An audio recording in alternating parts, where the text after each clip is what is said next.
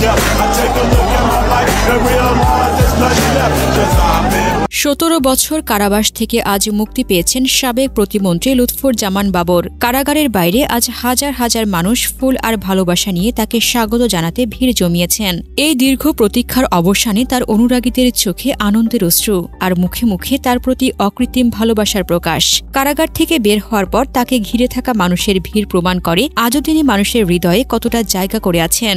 এই 18 বছর যে ওনার জীবন থেকে চলে গিয়েছে সেটা কে ফেরত দিবে? ফুল দিয়ে শুভেচ্ছা জানিয়ে ভালোবাসায় সিক্ত করে তার অনুসারীরা প্রমাণ করেছেন তিনি শুধু একজন রাজনৈতিক নেতা নন, বরং লাখো মানুষের আশার প্রতীক। এর আগে রায়ের পর আইনজীবী শিশির মনির সাংবাদিকদের বলেন, এ মামলায় লুৎফর জামান বাবরকে 78 দিন রিমান্ডে নিয়ে চাপ দেওয়া হয়েছিল বিএনপির চেয়ারপারসন খালেদা জিয়া ও ভারপ্রাপ্ত চেয়ারম্যান তারেক রহমান জড়িয়ে জবানবন্দি দিতে। এই জবানবন্দি দিলে তাকে আসামি না করে সাক্ষী করার প্রস্তাব দেওয়া হয়েছিল, কিন্তু 78 দিন রিমান্ডে থাকার পরেও তিনি এই জবানবন্দি দিতে রাজি হননি, যে কারণে তাকে এ মামলায় আসামি করা হয়। তার মুক্তি যেন এক নবজাগরণের বার্তা বহন করে।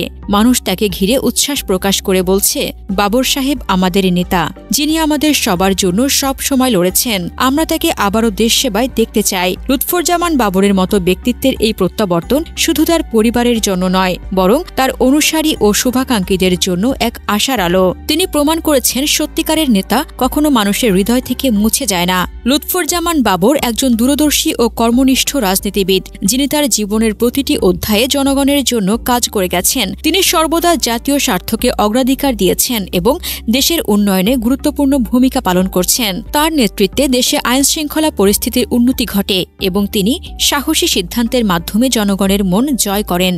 2007 সালের 28 মে আটক হন লুৎফর জামান বাবর। এরপর বিভিন্ন মামলায় তার দণ্ড হয়। তবে গত বছরের 5 আগস্ট ছাত্র জনতার অভ্যুত্থানে আওয়ামী লীগের সরকারের পতন হওয়ার পর এসব মামলার আপিল শুনানি শেষে একে একে খালাস পান তিনি। লুৎফর জামান বাবর 1991 সালে 5ম জাতীয় সংসদ নির্বাচনে স্বতন্ত্র প্রার্থী হিসেবে নেত্রকোনা 4 আসন থেকে সংসদ সদস্য নির্বাচিত হন।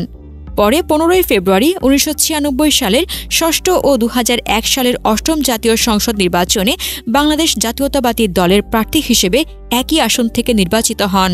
তিনি 2001 সালে 8ম সংসদের স্বরাষ্ট্র প্রতিমন্ত্রী হিসেবে দায়িত্ব পালন করেন।